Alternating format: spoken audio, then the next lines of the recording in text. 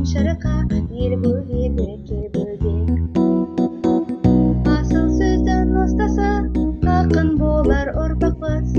Өнер білім еңбекке, жақын болар ұрпақпыз. Саусағы майысқан, шебер болар ұрпақпыз. Тұла бойы